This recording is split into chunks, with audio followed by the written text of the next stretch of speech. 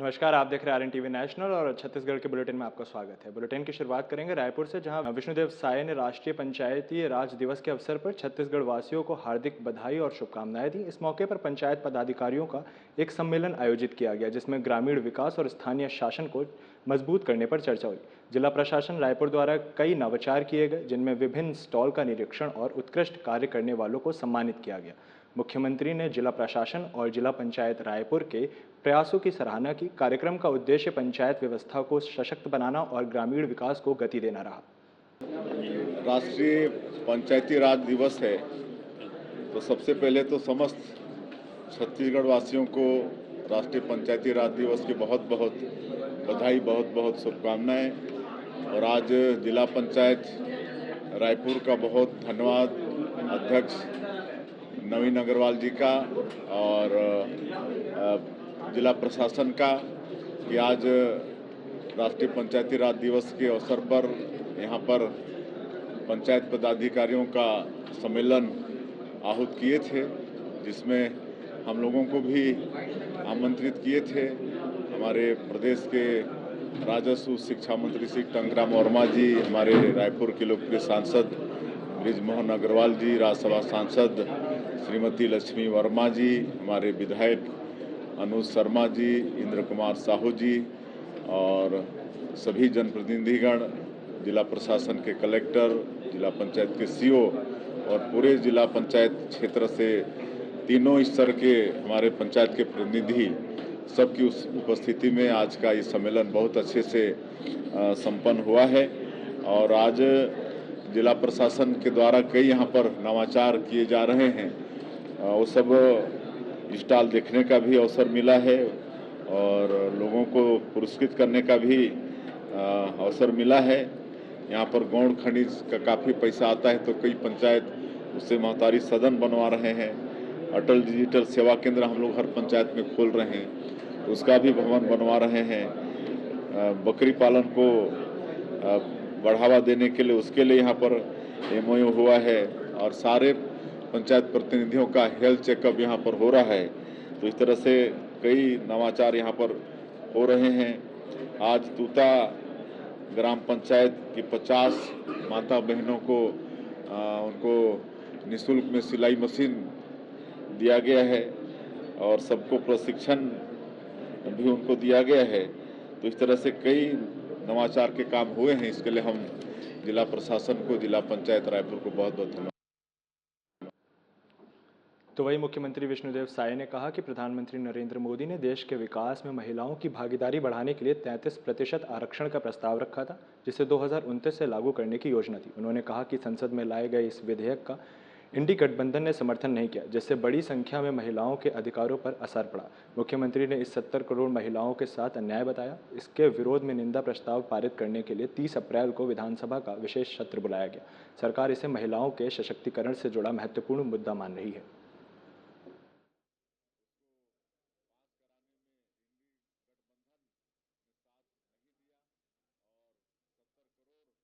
महिलाओं के साथ ये बहुत बड़ा दुख। जिस तरह से हमारे माननीय देश के यशस्वी प्रधानमंत्री जी देश के विकास में हमारी माता बहनों को 33% नेतृत्व निश्चित करना चाहते थे और 2029 से ही करना चाहते थे, और इसका जो विधेयक लाया गया था देश के पार्लियामेंट में, उसको पास कराने में इंडी गठबंधन ने साथ नहीं दिया और 70 करोड़ महिलाओं के साथ ये बहुत बड़ा धोखा हुआ। तो इसके लिए निंदा प्रस्ताव पास करना है।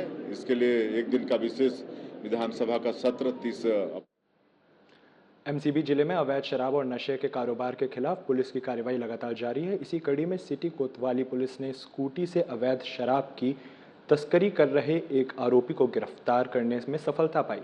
पुलिस ने आरोपी के कब्जे से भारी मात्रा में अंग्रेजी शराब बरामद की है। जानकारी के अनुसार नियमित पेट्रोलिंग के दौरान पुलिस को मुखबिर से सूचना मिली कि एक व्यक्ति स्कूटी में अवैध शराब लेकर मनेंद्रगढ़ की ओर जा रहा है। सूचना मिलते ही थाना प्रभारी विवेक पाटले के नेतृत्व में पुलिस टीम ने घेराबंदी कर आरोपी को पकड़ लिया। तलाशी लेने पर आरोपी के पास से 87 नग अंग्रेजी शराब बरामद हुई। पुलिस के अनुसार जब्त शराब और स्कूटी सहित कुल सामान की कीमत करीब 62,000 रुपये आंकी गई है। पुलिस ने आरोपी के खिलाफ आबकारी एक्ट के तहत मामला दर्ज कर न्यायालय में पेश किया, जहां से उसे जेल भेज दिया गया। पुलिस का कहना है कि जिले में अवैध शराब तस्करों के खिलाफ अभियान आगे भी जारी रहेगा।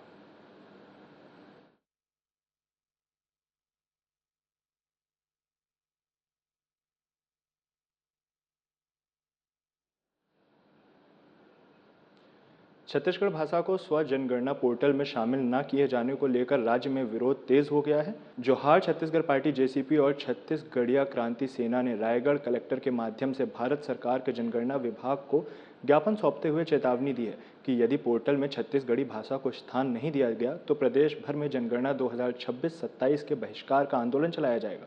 संगठनों का आरोप है कि जनगणना पोर्टल में नेपाली और अंग्रेजी जैसी भाषाओं को शामिल किया गया है, लेकिन करोड़ों लोगों की मातृभाषा छत्तीसगढ़ी को नजरअंदाज कर दिया गया। उन्होंने कहा कि छत्तीसगढ़ी राज्य की राज्य भाषा है और इसे पोर्टल में शामिल न करना प्रदेश की भाषाई और सांस्कृतिक पहचान की उपेक्षा है। ज्ञापन में यह भी कहा गया कि यदि लोगों को अपनी मातृभाषा दर्ज करने का विकल्प नहीं मिलेगा तो जनगणना के आंकड़े भ्रामक होंगे और छत्तीसगढ़ की वास्तविक भाषाई पहचान सामने नहीं आ पाएगी।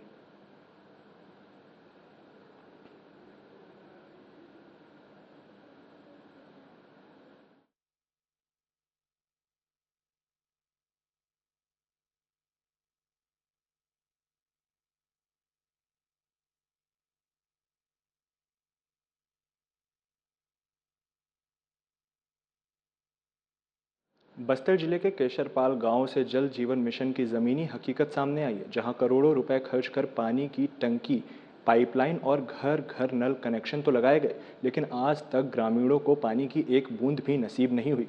केंद्र सरकार की महत्वाकांक्षी जल जीवन मिशन योजना यहां अधूरे ढांचे और कागजी दावों तक सीमित नजर आ रही है।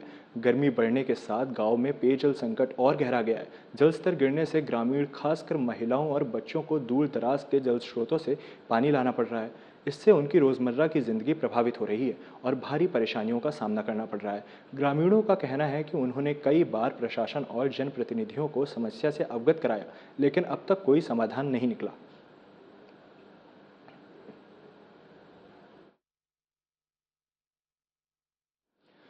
नारायणपुर विधानसभा क्षेत्र के चपका गांव में नेशनल हाईवे 30 के किनारे ग्रामीणों को धरना प्रदर्शन लगातार चौथे दिन भी जारी है। ग्रामीण काकड़ी घाट पुल के पास बन रही गोपाल स्पंज उद्योग का विरोध कर रहे हैं। उनका आरोप है कि ग्राम सभा के प्रस्ताव को दरकिनार करते हुए जिला प्रशासन की मिलीभगत से यह कार्य किया जा रहा है। वहीं प्रशासन की ओर से अब तक कोई ठोस कार्रवाई नहीं होने से ग्रामीणों में आक्रोश बढ़ता जा रहा है। धरना स्थल पर समर्थन देने के लिए कांग्रेस कमेटी के पीसीसी चीफ दीपक बैज पहुंचे और ग्रामीणों से मुलाकात की। उन्होंने कहा कि कांग्रेस पार्टी ग्रामीणों के साथ खड़ी है और इस मामले के समाधान के लिए हर संभव प्रयास किया जाएगा। दीपक बैज ने कहा कि चपका गांव में धार्मिक और संवेदनशील क्षेत्र है, ऐसे में यहाँ किसी भी प्रकार की फैक्ट्री का निर्माण स्वीकार नहीं किया जाएगा। फिलहाल ग्रामीणों का धरना जारी है और मामला प्रशासन बनाम ग्रामीणों के बीच टकराव का रूप लेता जा रहा है।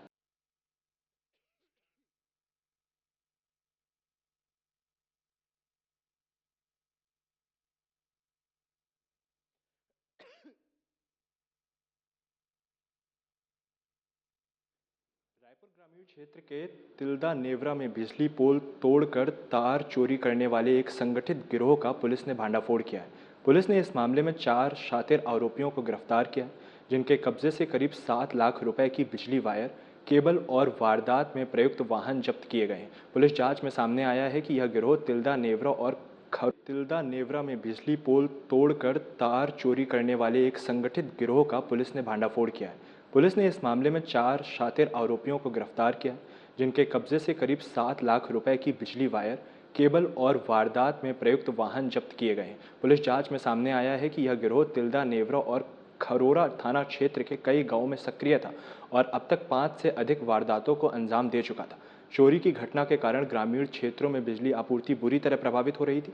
मामले का खुलासा उस समय हुआ जब ग्राम कोनारी में किसानों ने पुल टूटे और तार गायब होने की शिकायत दर्ज कराई। जांच के दौरान पुलिस ने सीसीटीवी फुटेज और मुखबिर की सूचना के आधार पर आरोपियों तक पहुंच बनाई। पूछताछ में आरोपियों ने अपना जुर्म स्वीकार कर लिया।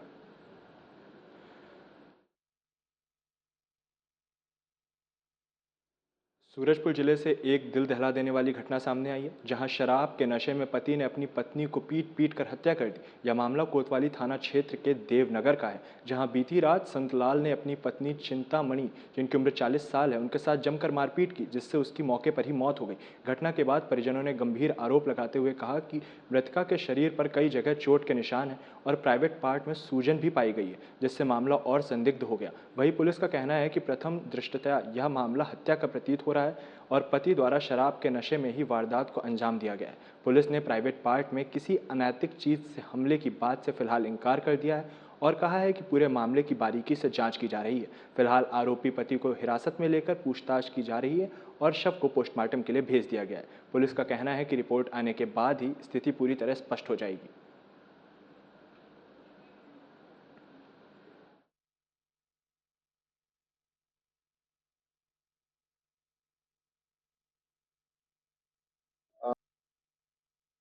मामला कोतवाली थाना अंतर्गत देवनगर के बड़का पारा का है, जहाँ पे पति पत्नी जो है रात में शराब पिए हुए थे और संभावना है कि पति के द्वारा शराब के नशे पे पत्नी के साथ में मारपीट किया गया था और सवेरे पत्नी की अ, मृत्यु मौत हालत में मृत्यु हो गई थी। अभी एफएसएल की टीम आ रही है मौके पे, जिसके पहुंचने के बाद में थाना स्टाफ और एफएसएल की टीम के द्वारा संयुक्त रूप से शव का पंचनामा किया जाएगा और पंचनामा कार्रवाई के बाद में इसमें बताना उचित होगा।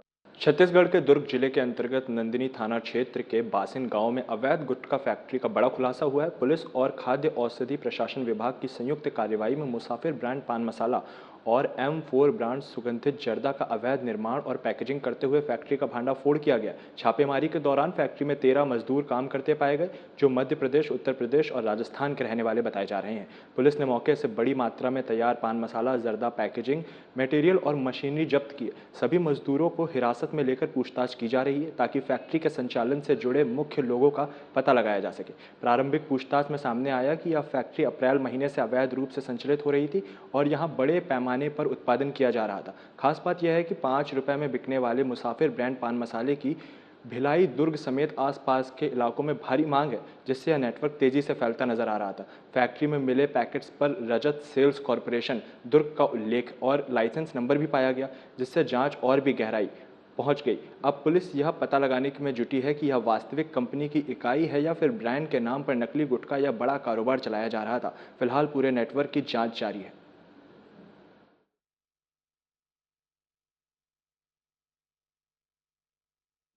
क्षेत्र में मुखबिर की सूचना पर नंदिनी पुलिस और फूड एंड सेफ्टी डिपार्टमेंट के द्वारा संयुक्त कार्रवाई करते हुए एक फैक्ट्री में छापामार कार्रवाई की गई है और वहां पे अवैध रूप से प्रतिबंधित जर्दा युक्त जो गुटखा होता है उसकी गुटखा बरामद किया गया है। साथ ही उक्त भिलाई से एक सनसनीखेज मामला सामने आया। छावनी पुलिस ने गुरमीत सिंह वाधवा नामक व्यक्ति को गिरफ्तार किया, जो स्वयं को पत्रकार बताकर लोगों को धमकाकर अवैध वसूली कर रहा था। आरोप है कि गुरमीत सिंह ने एसपीएस अस्पताल प्रबंधन से 5 लाख रुपए की अवैध मांग की और लगातार ब्लैकमेल कर रहा था। अस्पताल के मैनेजर निर्मल सिंह की शिकायत पर पुलिस ने कार्रवाई करते हुए आरोपी को गिरफ्तार किया। पुलिस जांच में सामने आया है कि आरोपी का पत्रकारिता से कोई संबंध नहीं है, लेकिन वह बड़े नेताओं के साथ फोटो और कथित फर्जी पत्रों को इस्तेमाल कर लोगों पर दबाव बनाता था। साथ ही वह पहले इलाज के दौरान अस्पताल में मुफ्त सेवाएं भी ले चुका था। श्री बीरा सिंह मेमोरियल हॉस्पिटल जो छावनी थाना क्षेत्र अंतर्गत है, उसके जो प्रबंधक हैं निर्मल सिंह, उनके द्वारा छावनी थाने में एक एफआईआर दर्ज कराई गई थी कि गुरमीत सिंह वाधवा नाम का एक व्यक्ति अपने आप को पत्रकार बता करके पूर्व में चैरिटेबल चूंकि हॉस्पिटल है उनका, वहां पे इलाज करवाया था। इलाज के पश्चात उसके द्वारा ब्लैकमेलिंग और धमकी दी जा करके और 5 लाख रुपए की डिमांड की जा रही है। प्रकरण में पुलिस के द्वारा निर्मल सिंह की रिपोर्ट पर एक ब्लैकमेलिंग और बस्तर विकास खंड के कोलचुर पंचायत भवन की बाउंड्री वॉल निर्माण के दौरान बड़े भ्रष्टाचार का मामला सामने आया है। ग्रामीणों के अनुसार वित्तीय वर्ष 2022-23 में अहाता निर्माण के नाम पर राशि निकालकर गड़बड़ी और बंदरबाट की गई है, जबकि ज़मीनी स्तर पर विकास कार्य अधूरे और कमज़ोर गुणवत्ता के साथ किए गए हैं। आरोप है कि पूर्व सरपंच और वर्तमान सचिव की मिली भगत से पंचायत के विभिन्न विकास कार्यों में अनियमितताएं की गई और कई जगहों पर काम में लापरवाही और हेरफेर की गई। ग्रामीणों का कहना है कि पूरे मामले की निष्पक्ष जांच होना बेहद ज़रूरी है, ताकि सच्चाई सामने आ सके। सरगुजा जिले में अवैध शराब तस्करी के खिलाफ पुलिस ने बड़ी कार्रवाई करते हुए एक आरोपी को गिरफ्तार कर लिया है। जी हां, एक आरोपी को गिरफ्तार कर लिया है। सीतापुर पुलिस ने मुखबिर की सूचना पर कार्रवाई करते हुए कार से अवैध अंग्रेजी शराब की बड़ी खेप बरामद की है।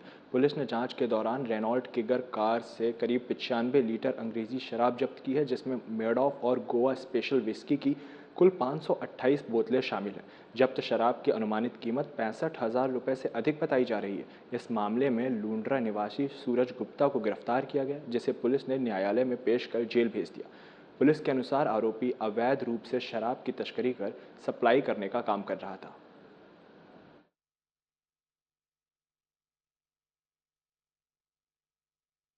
छत्तीसगढ़ के दुर्ग जिले से एक दिल दहला देने वाली घटना सामने आई है, जिसने पूरे इलाके में सनसनी फैला दी है। एसटीएफ कॉलोनी भिलाई में तैनात आरक्षक लिलितेश यादव के घर में एक महिला ने घुसकर चाकू से ताबड़तोड़ हमला कर दिया, जिसमें आरक्षक की पत्नी रानी यादव और 9 वर्षीय बेटा आदित्य यादव की दर्दनाक मौत हो गई, जबकि उनकी बेटी तानिया यादव गंभीर रूप से घायल है और अस्पताल में इलाज चल रहा है। पुलिस की प्रारंभिक जांच में सामने आया कि आरोपी महिला और आरक्षक के बीच कथित अवैध संबंधों को लेकर विवाद चल रहा था। बताया जा रहा है कि महिला एक दिन पहले ही आरक्षक के घर पहुंची थी, जहां उसे समझाकर वापस भेज दिया गया था, लेकिन विवाद इतना बढ़ गया कि उसने आज इस वारदात को अंजाम दे दिया।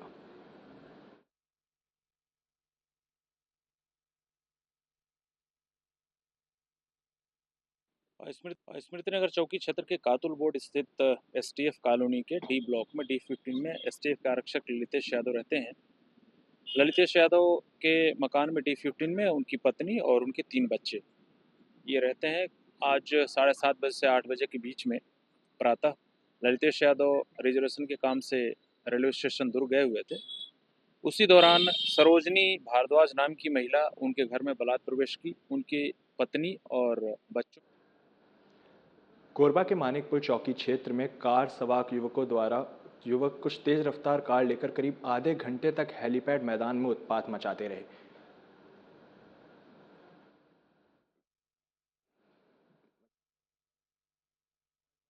में डालकर खतरनाक स्टंट करते नजर आए। इस दौरान युवक चलती कार पर खड़े होकर स्टंट कर रहे थे, जिससे वहां मौजूद लोगों की जान भी खतरे में पड़ गई। घटना के समय हेलीपैड मैदान में स्कूली बच्चे खेल रहे थे, लेकिन इसके बावजूद कार सवार युवक बेखौफ होकर तेज रफ्तार में स्टंट करते रहे। प्रत्यक्षदर्शियों के मुताबिक जरा सी चूक होने पर बड़ा हादसा हो सकता था। स्थानीय लोगों का कहना है कि इस तरह की घटनाएं पहले भी कई बार सामने आ चुकी हैं, लेकिन कार्रवाई के बावजूद स्टंटबाज अपनी हरकतों से बाज नहीं आ रहे। स्थानीय नागरिकों के प्रशासन की मांग की है हेलीपैड मैदान को स्टंटबाजों का अड्डा बनाने से रोका जाए और ऐसे युवकों पर सख्त कार्रवाई की जाए, ताकि भविष्य में किसी बड़ी दुर्घटना से बचा जा सके। फिलहाल इस घटना ने पुलिस व्यवस्था और सुरक्षा प्रबंधों पर बड़े सवाल खड़े कर दिए हैं।